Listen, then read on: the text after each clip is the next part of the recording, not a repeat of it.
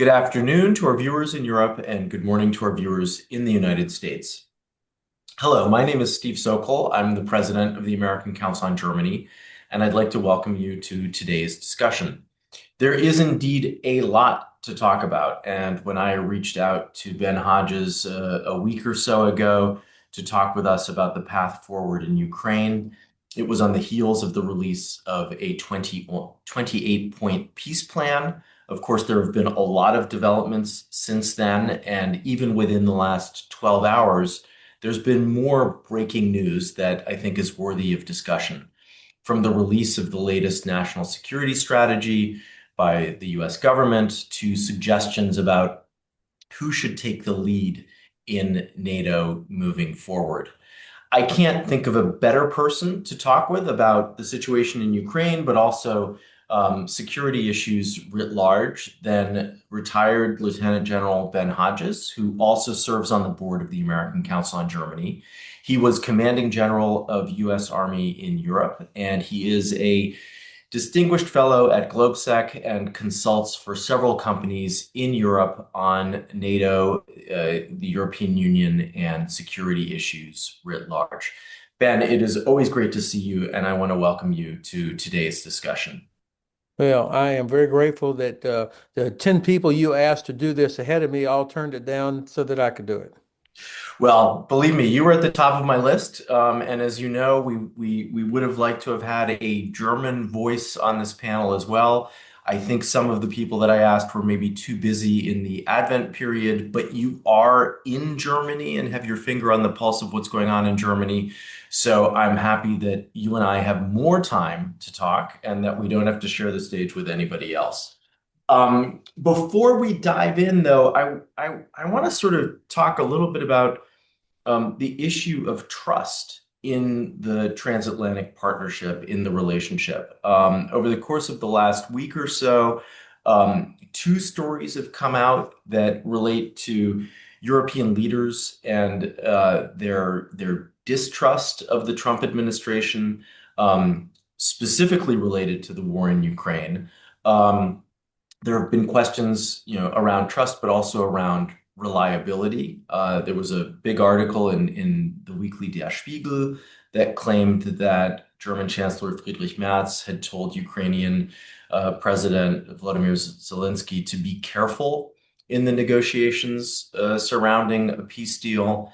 And then there was another story that claims that the Trump administration was urging some European leaders to actually oppose the EU plan to provide loans to support Ukraine. As I mentioned, you're in Germany.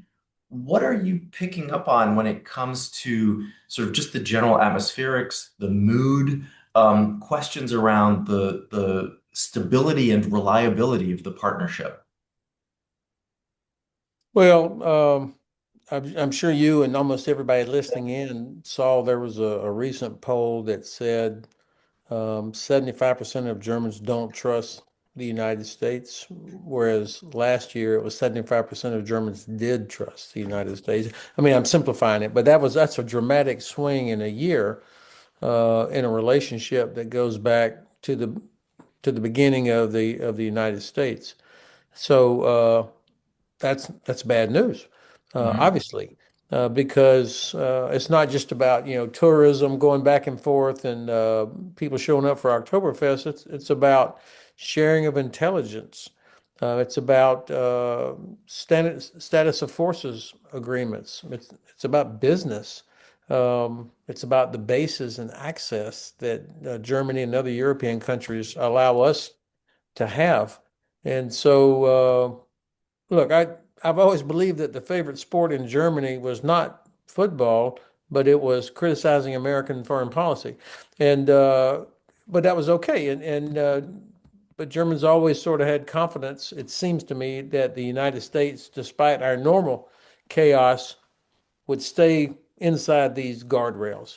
And now I Mhm. think there people are watching and just astounded at the total failure of most of the guardrails, whether it's the courts or the Congress or the media, and those kinds of things. And so, yeah, people understandably are very, very concerned. Uh, and we can maybe, as we go along, talk about how did we get there. But yes, it's a problem. So I just posted into the chat the Pew Kerber Foundation poll that you were talking about, so that everybody has a chance to see that, and it certainly indicates a large swing in the public in Germany specifically in terms of concerns about the US. We don't see the same concerns in the Americans who were polled about the relationship with Germany. But I guess it's always important to distinguish between sort of what's the public thinking and what are the leaders thinking. And we've gotten some insights on, some important figures in German politics lately, whether it's Friedrich Merz or the foreign minister Joe Vadafool and some of the things that they've been saying.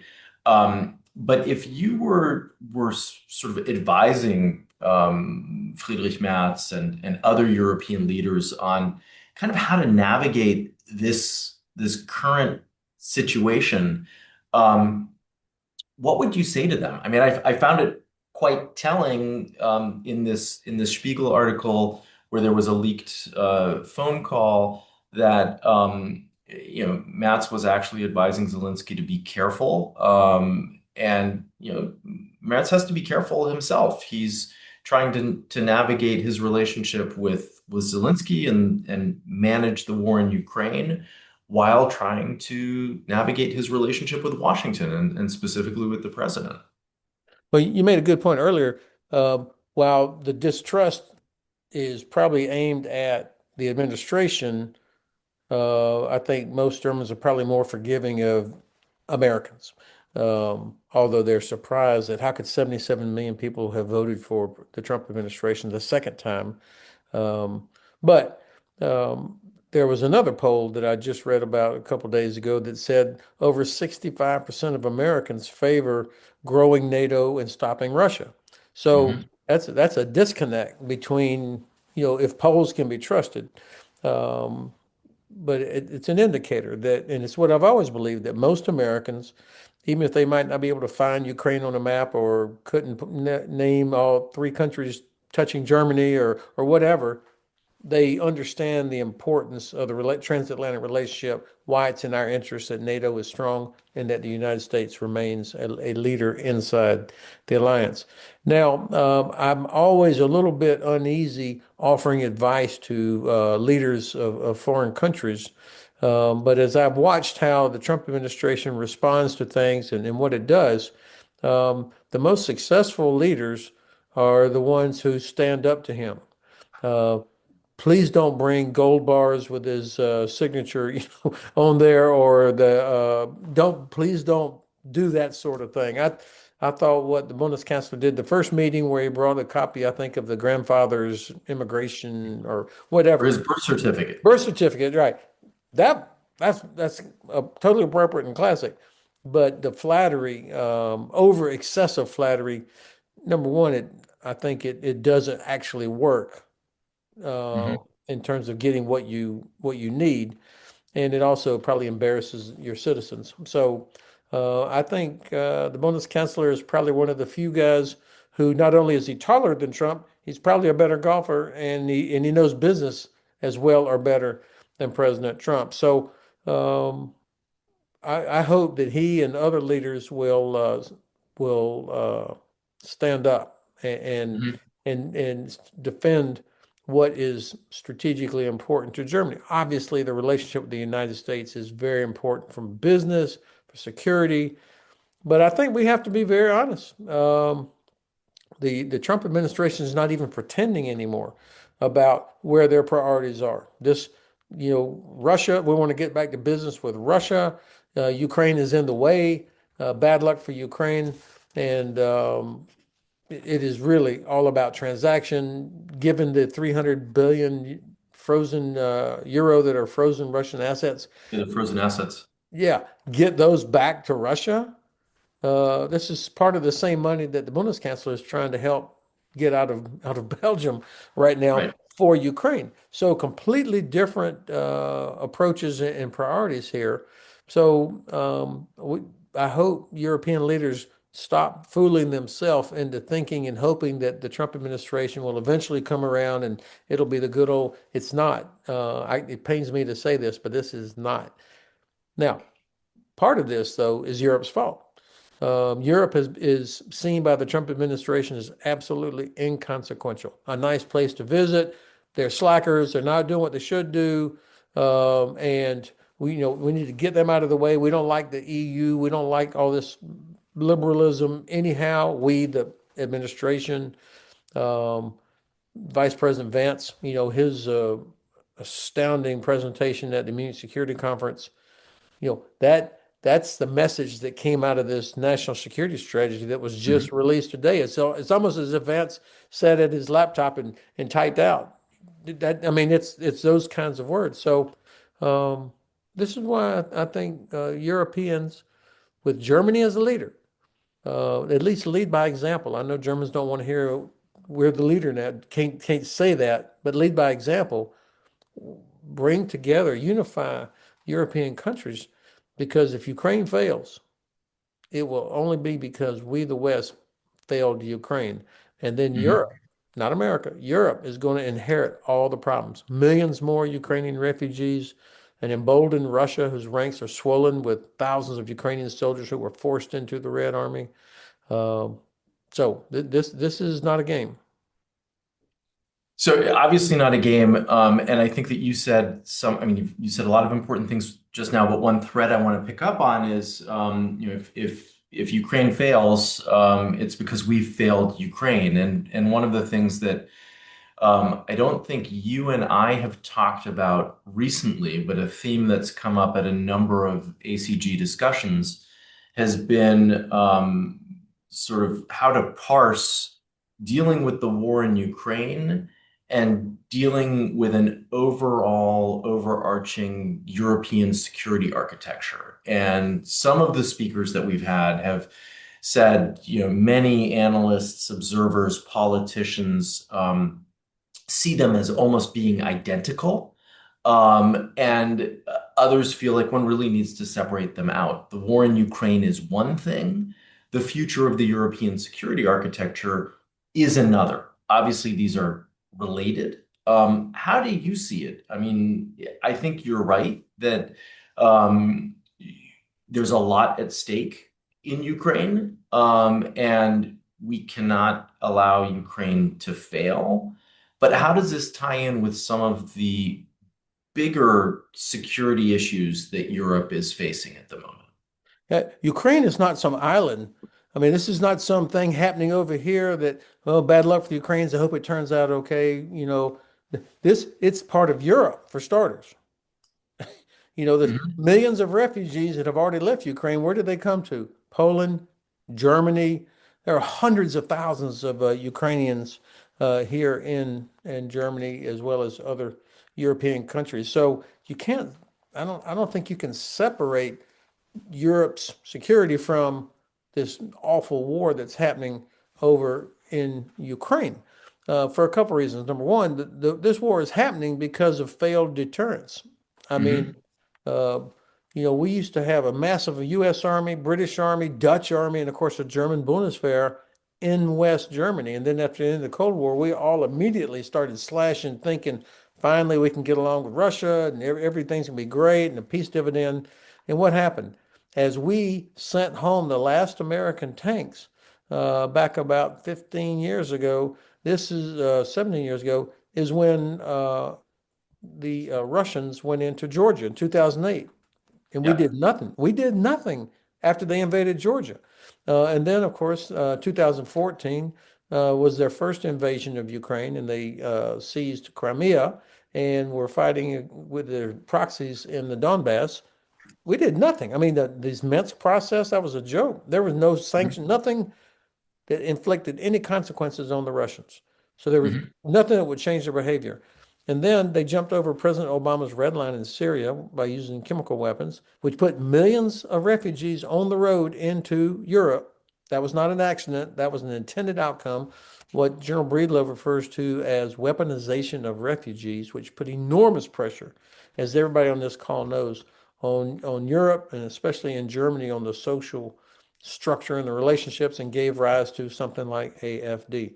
Hmm. Um, the and then of course up until just before 2022, I mean, you could almost imagine in the Kremlin they're saying Germans are still building Nord Stream 2. The United States is in total chaos with January 6th and Hmm. Trump and this and that and the alliance just doesn't look ready. So let's go ahead and finish the job. And Ukrainians, by the way, also Hmm. were not ready. So all of these things are connected. And I think that um, we need to wake up and understand that Russia is absolutely at war with us, even if we don't think we are at war with them or we don't see missiles flying and kinetic combat happening. The Russians, they don't think like that. They are clearly at war with us. These drone operations that they're doing, I mean, every time they shut down Munich Airport or Copenhagen Airport, that's millions of euro economic impact, not to mention very unsafe activity. It's not going to stop until we inflict consequences on them. And so this is why I'm really emphasizing the importance of our political leaders, our civilian leadership, acknowledging that Russia is at war with us so that we have the urgency to do what needs to be done to take the steps to protect our citizens, our infrastructure, because what they're doing, this is not teenagers with quadcopter drones out at the park. These Hmm. are operations, and they're doing this to create friction and dissension and cause populations to be worried, to distract us from supporting Ukraine, as well as them doing reconnaissance and building up their understanding of where everything is. And the fact that we have still not figured out how to really inflict consequences, they're just going to keep doing it because they haven't paid a price yet. So this is all part and parcel of the same thing. So related to that, I mean, I think it's really important to put this the current situation that we're in a little bit of a recent historical context, right? Going back to 2008 in Georgia, going back to 2014 in Ukraine. Um, the writing should be on the wall, right? For a long time at this point. When do you think the Europeans, when do you think the US will realize, and this comes from a question from one of our viewers, when do you think that they will realize that Putin is not serious about peace and that he'll continue to fight until he gets what he wants? I mean, you talked a little bit about the consequences So, yeah, that need to be introduced. I think unfortunately the Trump administration, or at least most of them, have their approach has been doomed to failure from the start because they never understood or cared about the origin of the war. I mean, Vice President Vance dismissed. He said, "These are details." That's why the war started. And the administration has never been willing or able to say that Russia was the aggressor. Russia invaded. You need to get out. He's never said, President Putin, get your troops out of Ukraine, and then we can start negotiating about what your concerns are. Not one single time. Secretary Rubio, for whom I had some relatively high hopes, he starts off the negotiation back 8, 9 months ago by saying, Ukraine, you're going to have to give up some territory. Why? Why Right. is that? What kind of a negotiation is that where you start by saying we're going to give up these things? And then when you look at who the president uses, he uses his real estate buddy, Witkoff, and his son-in-law, who's not a government employee or not a professional Foreign Service officer. And that's who's doing all the dealing. And I think what's been revealed over the last few weeks, if anybody still really seriously thinks that, number one, the Trump administration is interested in a just, sustainable negotiated outcome, and you're not paying attention. And if you Mhm. think based on what we have heard from Vladimir Putin himself, if you think he's interested in a just, sustainable, negotiated outcome that is anything other than his maximalist demands that he has never backed off of, never Mhm. backed off of, then you're going to continue to live a false hope that somehow this is all going to get worked out. President Zelensky, he knows better than anybody else who these guys are, and he knows what happens if he agrees to any sort of formal recognition of territories that Russia has seized, especially territory Mhm. that the Russians hadn't even gotten yet. Somehow that's on the table. And he, as he pointed out, he said, this is not dirt. It's 4 million Ukrainians that live here. And so this is about more, this is not a big real estate deal if you're a Ukrainian. The idea that Russia could demand that Ukraine has to reduce the size of its military. Who benefits from that? Or that no Russian should be held accountable for any war crimes. That's an absolute non-starter for the Ukrainians. And Yeah. so I think that Vladimir Putin is very clear. He is not going to stop. He's threatening Europe. We're ready for war. If you guys are stopping the peace process, you're not interested in peace, then we're ready for war. Now, Right. um, yeah, I think you have to assume that he really is not interested in a peaceful outcome in Ukraine unless he owns it. So in light of that, one of our viewers is curious whether you think that Ukraine should continue to seek a military victory over Putin and the Russian military rather than negotiate a peace deal which could look like a surrender to Putin. And I guess, my follow-on question to that would be, what could a realistic and achievable Ukrainian victory look like in the year ahead? So one of the things that the Russians have done, and unfortunately what the Trump administration has endorsed, is that Russia's winning the war, Ukraine's losing, it's inevitable, it's just a matter of time. I mean, that's what comes out of the mouth of everybody that the president sends over to deal with the Russians. And obviously that's what the Russians are doing. Yet we've been hearing about the fall of Pokrovsk now for over a year. Right. Okay. We have watched the Russians since, I mean, really, the war's been going on for over 11 years, but almost 4 years now since the large-scale invasion, and they still control only about 20% of Ukraine.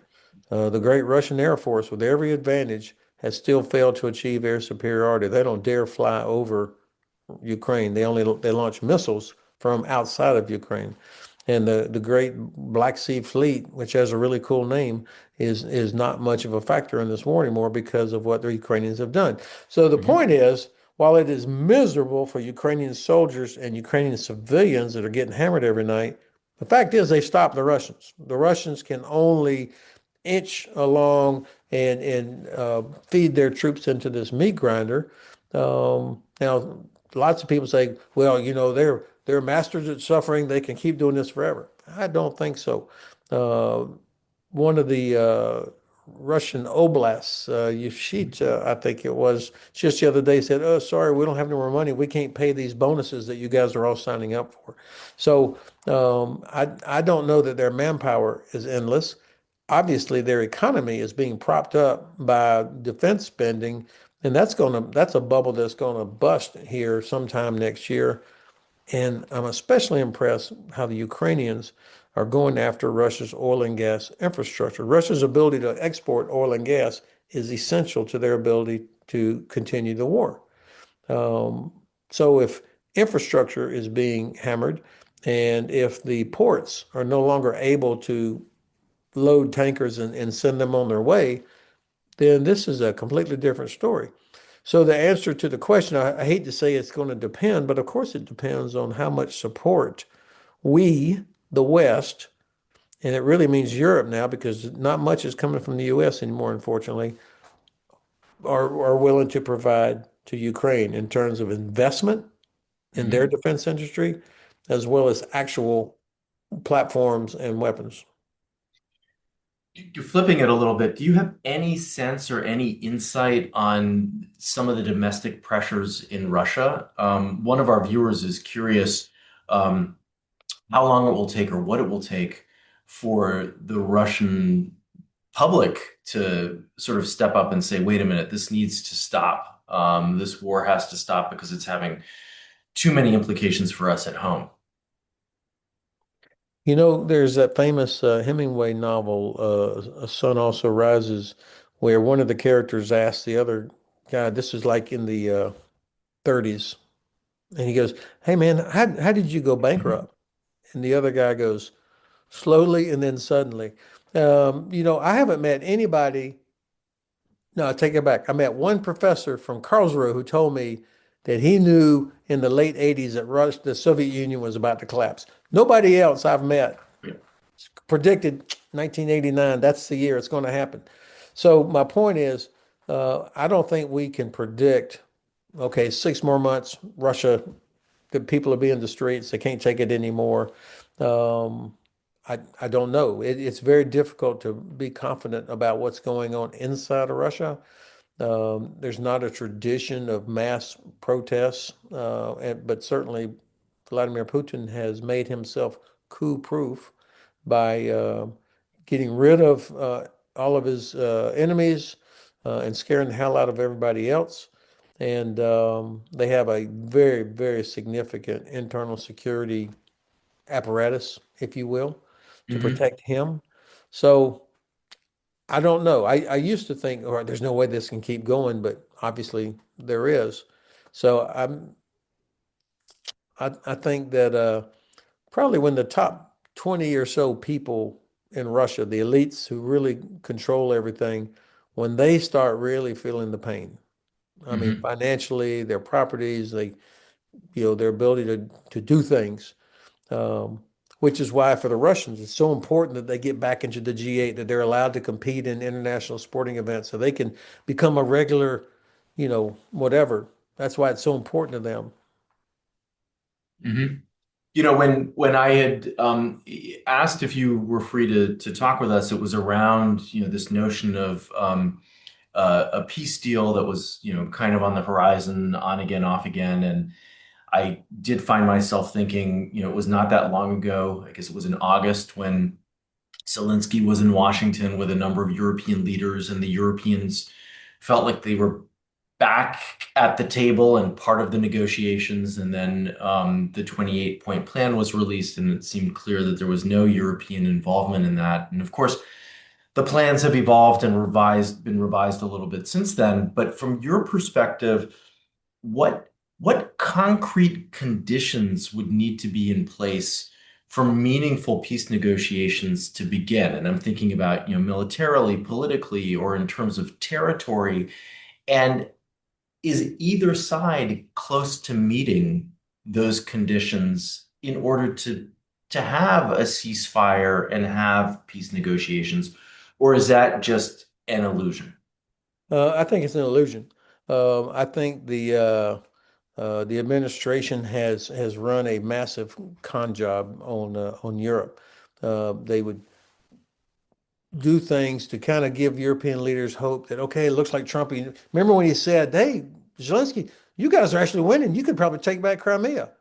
And I remember thinking, "Holy hell, what an incredible turnaround!" And now it's back to you got no cards. Hmm. Um, and then you find out that the administration or people in the administration, business people, have been talking with Russian business on the side for months in anticipation. And I think that a lot of these things that the administration was saying, these were bones being thrown so that Europe would not do so that Germany would not provide Taurus, so that Europe would not move forward with taking the seized Russian frozen assets and giving them to Ukraine. So it was done as a delaying tactic, if you will, to prevent Europe from doing Hmm. things that it was already beginning to see it needed to do. And I think now that hopefully the scales have fallen from their eyes and that people realize this is who you're dealing with and why it's so Hmm. important that Europe uh, figures out how to act together in such a way that you get the combined populations, wealth, technology, capabilities, diplomatic power that dwarfs Russia, by the way, Hmm. in every category except nuclear weapons. It dwarfs Russia. And I think this is where Europe has to together fill the gap being left by the United States. That way, Ukraine can feel confident that it can, if it has to negotiate, that it can do so. Um, but stopping these Russian gray zone operations, stopping these shadow Mhm. fleet vessels from going out to the Baltic Sea and the Black Sea, for example, these are real things that Europe could do, as well as investing into Ukraine's defense industry. Mhm. I mean, obviously, Europe has to step up, and I guess one related question to that is what sort of a role can or should NATO take? Do you think that NATO should adopt a more formal role in coordinating or in guaranteeing Ukraine's long-term security? Of course, there is a role already. It's the NATO support activity that's based in Wiesbaden, that is all the equipment, what everybody provides, funnels through that. That was switched over from an American to a NATO activity before President Trump took office. And I think this was because Secretary General Stoltenberg knew that there was a possibility if it was American led, it would be snuffed out. So now Hmm. you do have a formal NATO role there. Um, I have thought that for a while now that we could be doing things to help with air and missile defense to protect innocent Ukrainians who are getting killed every night. I mean, you had U.S., French, and British Royal Air Force flying in the skies over Israel, protecting them from Iranian missiles. You had the U.S. and the Brits and the Dutch and the Germans were helping attacking or protecting international shipping from the Houthis in the Red Sea. So why can't we also help protect innocent Ukrainian civilians who are being attacked every night? I think there's more that could be done in that regard.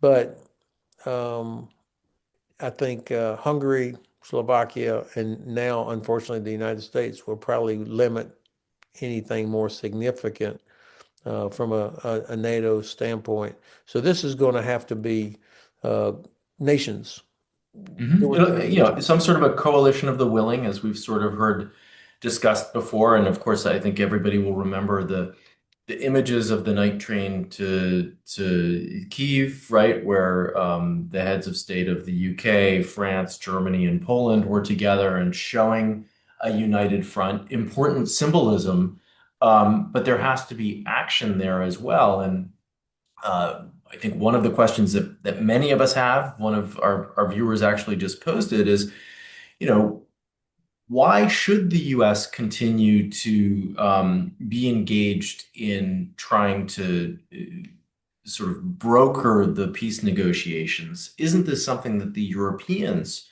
should play a stronger role in? And related to that, why haven't we seen a real peace proposal from that coalition of the willing to try to move this forward and to show some of that leadership Yeah. that you said is so necessary right now? Well, that's an excellent question and point. That's why I said earlier that Trump looks at the Europeans as absolutely inconsequential. The fact that they Hmm. have not, after all these years, come up with a EU hosted, for example, or maybe Germany and France together putting together, here's a proposal. The fact that Belgium can hold up half of the frozen assets. I mean, that's so the White House looks at that and goes, "You guys are absolutely just get out of the way." Hmm. That's why we didn't even invite you to participate in this. Inconsequential. So this is where, we're going to find out. I've heard about strategic autonomy for so long. Um, if there ever was a time when Europe was going to have to stand up on its own and do something, this is now. But the first part of the last question was why is it the U.S.? Why does it matter to us? Three words: China, China, China. The Hmm. Chinese are watching. The Chinese are watching, and they're seeing that the U.S. seems kind of flexible about sovereignty. Hmm. That come on, you're going to have to give up some land. Uh, the Chinese are watching, and they see that the U.S. will crap on its allies in a heartbeat if there is money to be made somewhere. Um, so if I'm in Beijing and I'm thinking about Taiwan, I'm thinking about islands out in the South China Sea, I'm thinking about the Japanese starting to muscle up a little bit. Okay, I'm less impressed now with what the U.S. says about Taiwan, and I think that China is going to be emboldened by what they're seeing. That's the reason they're not interested in the war ending, by the way. They're still Hmm. getting cheap gas from Russia, um, and it keeps us kind of twisting in the wind a little bit and distracted while they do whatever it is that they plan to do. I don't anticipate, by the way, an invasion of Taiwan. I think the Chinese realize that the U.S., at least with this administration, would not fight over Taiwan. And so I think they're Hmm. going to approach it the way they did Hong Kong. But that's why this matters to the United States. And we don't have, even with the biggest defense budget in history, we don't have enough stuff, enough capability, enough capacity to do everything we have to do. We have Hmm. always needed allies, and all of our best and most reliable allies come from Europe, as well as Canada and Australia. And so what's happening in Europe does matter to the United States. It matters to the United States, and I think, as you've pointed out, there are different vantage points in how that is perceived. I think that the national security strategy that was just released sort of shows kind of a pulling back. But one of our viewers is curious whether you think that the U.S. Congress might start to exert some pressure on the administration to support Ukraine and to step up sanctions on Russia because what happens in Ukraine matters to us as well. Okay, yeah, excellent point. The majority of the Congress clearly supports Ukraine and is clearly sees Russia as the aggressor here. Um, but they still are scared to death. The Republican leadership is scared to death of Trump. I've listened to Senator Graham for months talk about this bill we've got, this sanctions package. I've got 85 senators. Oh, what are you waiting for? What are Hmm. you waiting for? Hmm. And that's what I mean. We've never in my life. I mean, I grew up as a Reagan Republican, and I never would have imagined that the Republican Party would have been so flaccid in standing up to Russia. And in fact, Hmm. we've taken the side of the Russians, when in fact there is so much that they could be doing to push back economic Hmm. stuff. Not one American soldier has to be there, um, but this is about political will. And right now, the people are terrified of the White House and going against them, even though it's obvious that there are more than enough members. If if Majority Leader Thune would let it come to a vote, right now they're not. Hmm. In terms of how this is all playing out, I mean, obviously we're entering the winter. Um, how do you think the Russians and the Ukrainians might adapt their strategies as winter sets in? Do you think that this could give Ukraine an advantage? But I guess the other question is, do you think it could give an opportunity to actually negotiate a ceasefire, or is this just going to continue to be a hot conflict? Yeah, I don't see the weather affecting negotiations. I mean, it's going to be miserable. I went for a walk yesterday morning here in Frankfurt, and it was zero, and I was like, God Almighty, I hate to be a soldier sitting in a trench, Hmm. getting shot at, in extremely cold, nasty weather, and but I don't think that's going to affect negotiation. I could be wrong because it does affect some other factors. Drones tend to be less effective when when the weather's bad. I don't mean Hmm. cold, but when there's, you don't have clear, Inclement weather. yeah, it does affect. And so both sides obviously will be very aware of that. It affects trafficability if it's muddy, that sort of stuff. But I think the winter only increases the uh, pain factor for civilians that don't have heat. I mean, if you're in a house or a village or whatever, you can burn wood and everything, and you'll survive. But if you're on the 30th floor of a high rise, and Kiev is covered in high rises, and there's no electricity, I mean, that becomes a real problem. And so it's going to be another very difficult winter for Ukrainians. And I think this is part of what the Russian approach has been, is make it so miserable that finally Ukrainians say, enough, let them have effing Crimea, let them have that. Just, we have got to stop this. That's what the Russians are counting on. Of course, they're not going to stop. I mean, they may pause for a year or two, let the president claim, I solved another war, and then they'll be back at it. Mhm. Anybody that believes that Russia will live up to any agreement that they're not compelled to live up to is sadly mistaken. So I have two viewer questions I'd like to fold in, and then I'd like to maybe switch gears a little bit in our conversation. One person is curious whether the Biden administration could have done anything differently to try to stop the war or bring the war to an end. Were there missed opportunities as you sort of look back at Massive. 2020 hindsight? Yes. I'm glad that came up. Absolutely. I know I'm beating up on the current administration, but the Biden administration missed huge opportunity. The war should have ended 2 years ago when Russia was really reeling backwards.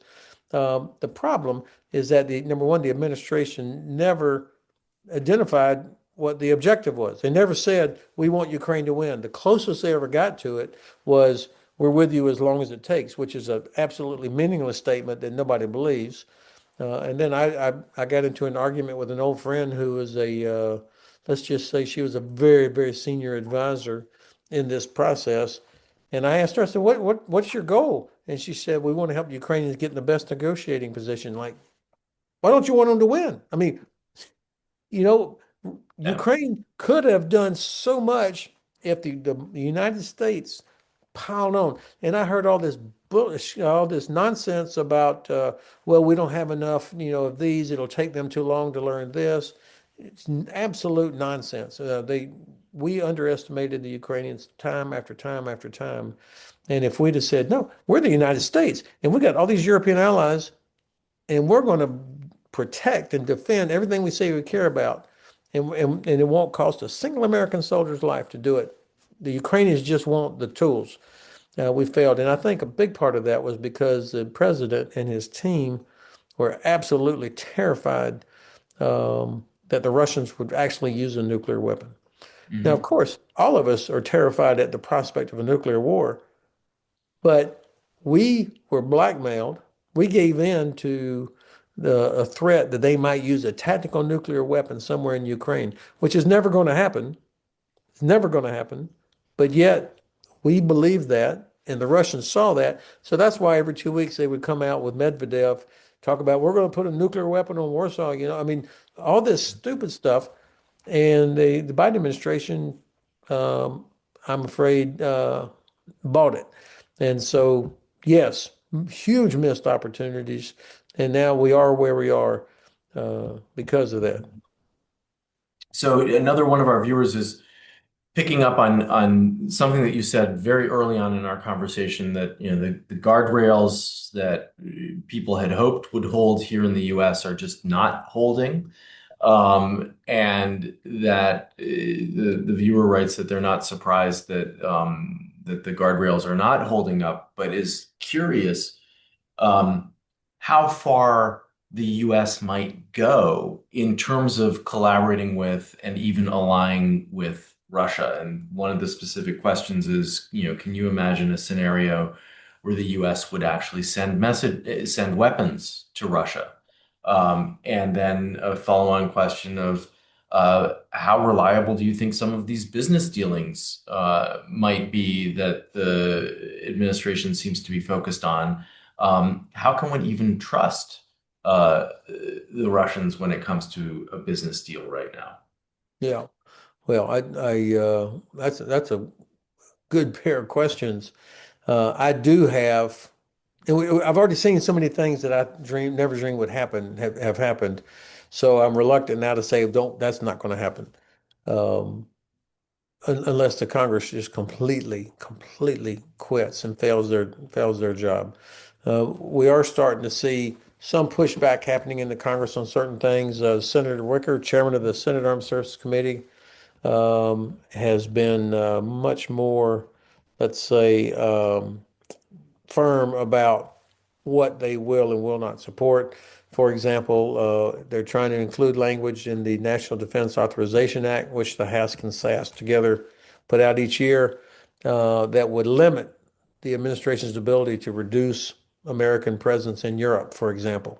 So I think there are some of these things that are out there. Um, and of course, the election that's coming up in November next year, the midterms. I think Mhm. the administration knows that they're in trouble. Because and that's why they're doing everything they can to, redo the state district maps to try and avoid getting to losing districts Mhm. that they might lose when they should have won them. So a lot's going to happen between now and November, those midterm elections. But I think that's a part of this. That's one of the guardrails that has not failed yet. So we'll see. I don't make an assumption that these will be just good old regular elections with no problems. I think it'll be massive problems. It's going to be very competitive. But I think we'll see. I spoke today with a friend of mine who's running for Congress out in Texas, and these are good quality people, and they're ready to fight for it. Mhm. Um, I think that the idea that the U.S. would actually provide anything to Russia, weapons that would help them, that's hard to. I'm not prepared to look at that as a realistic possibility. But it's clear that we were prepared to give them money by buying, getting into a big giant Yeah. mineral deal with them. Um, so that's um, not something I would have expected, not at this point. Yeah. So, you've talked today and in other situations about the greater European leadership, both in terms of policy, but also in terms of taking on more of a military role. There was a pretty big article in the New York Times today on Boris Pistorius, the German defense minister, and some of the efforts that he's undertaking to try to build out the German military and to make it kriegstüchtig, right? And a viable force. And on Friday, German lawmakers approved an increase of the size of the Bundeswehr to 260,000 by 2035. That's a significant jump. There are lots of questions about whether one will actually find the people to fill those roles as soldiers. But I guess what I'd like to hear from you is how do you assess the efforts that Pistorius and that Germany is undertaking to rebuild the Bundeswehr, to shore up Germany's defenses? And what do you think some of the successes are that one can look at so far? But what do you think really needs to be done urgently to try to make the German military um, ready for the challenges that exist today? Well, first of all, the fact that civilian leadership, military leadership in Germany openly use the word Kriegstüchtigkeit. They talk about we have to do this, and there's no riots in the streets. People are not raising the hell about. It's become like yes, of course Hmm. we have to do this. So to me is an important indicator.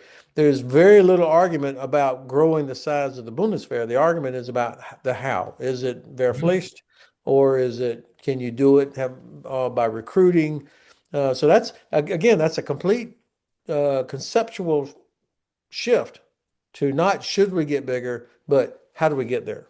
Hmm. And I this is one of the favorite questions I ask my friends, or if I'm at a dinner somewhere and I'm sitting next to somebody and said, "Oh, so is your son going to go into the Bundeswehr, or what would you do if your daughter, when she turns 18, blah blah blah." And I would say probably 90% of the time I get a positive, of course he's going to go in the Bundeswehr. Or my daughter, I'm not sure, but if she wanted to, I think it would be okay. Those kind of things. And so at least here in my little corner of Frankfurt, it's a much more positive kind of a thing. It's Now, it's interesting. It's interesting that you say that. Just one quick anecdote. I was speaking with a friend recently, whose son is, in that age range where he has to register, and she said that she has now signed up to be in the reserves, so that it's a family undertaking that there's this focus on defending the country. and she would be a hell of a good soldier. I think I know who you're talking about. Um, the attitude. I don't want to overstate this. Obviously, there are lots of people that are against it for different reasons, but it's just so different than it was even a couple of years ago. And I think it's when people my sense as an American, for an outsider, I live here, but still I'm a Ausländer. Hmm. Um, Germans seem to me to be very practical. Once you make the decision, like, okay, let's get this done. Let's do it right. And it feels like that's where it is. Now, I have a friend who is let's say he's a very, very good, accomplished a lawyer, a notar. I Hmm. mean, so top of the class kind of guy. He also was called back into the reserves, and he's almost as old as you are, but he was called back to do reserve duty for an exercise that they just did a few weeks ago, part of the Op Plan Germany, which is Germany's role not only in protecting the homeland, but its role in helping move NATO forces from west to east. And so he described the exercise and he said, wow, it was so realistic. They were out there. You had Spanish and British troops that were passing through Frankfurt. They had to set up the places. They had drones flying overhead. They had protesters that were role players. And Hmm. he said, it was a serious exercise. So these are the kind of things that tell me, um, we've got the right attitude. And if the government continues to talk to the population about why this is important, why we're doing this, then I think Germany will lead by example, which Hmm. is always, in my view, always the best kind of leadership anyway. One of the things that's related to that, of course, is procurement. And obviously, at the beginning of the year, Germany had a big breakthrough in terms of allocating releasing the debt brake and allocating extensive funds to defense spending. Over the course of the last, 6 to 8 months, what sort of movement have you seen in terms of defense spending as well? Well, money is not the problem here, that's for sure. It's about being able to spend it and on the right kind of things. But Right. there's so many different companies, startups that are working on things that are needed, from the big well-known things to smaller startups. So my sense is that this is also, again, I don't want to sound like a spokesman for the Ministry of Defense, but my sense is that a lot of these things are moving in the right direction, and German industry is responding as they should in most places. I think about 80% of what Germany buys is made in Germany or at least in Europe. So they're not totally dependent on the US except for things like Patriot, Chinooks, F-35, but more and more self-reliant, which is also important, especially these days. I still think there's a couple of cultural things that need to be addressed. You still People don't understand why do we have to be ready to fight tonight? I mean, what Mhm. is the Russian army going to show up in Berlin? So being able to explain the importance of readiness at the unit level so that units are filled with people, they've got ammunition, spare parts, they go train with their unit a lot. That's expensive. That to Mhm. me, that's even more important than do you have the latest version of a tank or howitzer or an airplane. That's number one. Number two, I think to reach that 260,000 soldiers in the Bundeswehr, we're going to have to look more at women, make the service more attractive to women. The way, the U.S. Army is 20% female, and there's Mhm. so much that women can do. Uh, Women can do everything in the Army. There's not that many that want to be like maybe a Gebirgsjäger, but there's everything should be open. And I think the government should be recruiting hard to make it attractive so that a young woman that's got a future or is looking for adventure or whatever is like, I could do that. I could be a helicopter Mhm. pilot. I could be an engineer. I build bridges. Or I could be a Panzergrenadier. But Mhm. you need numbers, and that's why we had to do it. And of course, in modern warfare, it doesn't matter how many push-ups you can do. That's not the most important thing. Right. And the third thing, the fast lane to citizenship in the United States is to join the U.S. military. I think if you've got somebody who's what would be a green card holder in the U.S., but somebody that's here legally, recruit them and put them fast track to citizenship, and you will get tens of thousands of women and men who will say, "I'm ready to be a member of the First Panzer Division." hmm hmm I think that's a great idea, and it's one that I've certainly been raising with some of the German politicians that I've been talking to since you first brought up that idea to me as well. Thinking about service in the military as part of the pathway to citizenship. We only have a couple of minutes left, and I'm a little wary of opening up a whole new subject, but I would like to get your opinion on this.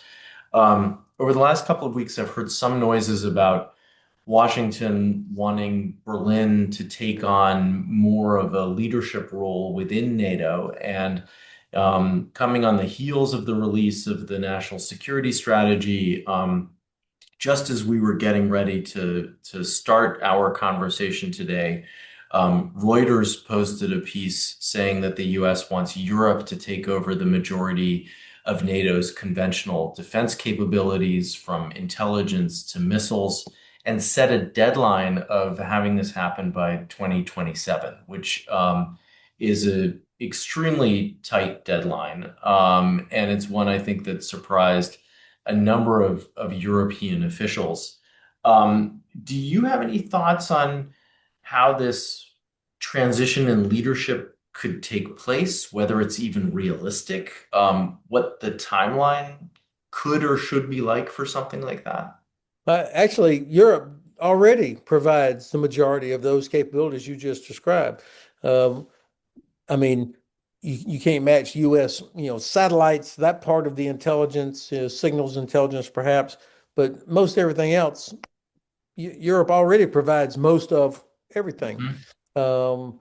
I was astounded though and disappointed when I heard the U.S. ambassador to NATO, Ambassador Whitaker, said that, "Oh, I look forward to the day that the Germans will provide the Supreme Allied Commander." Now, I don't know the context in which he said it. Why would the United States offer to give up what is, such an important position within the most successful alliance in the history of the world?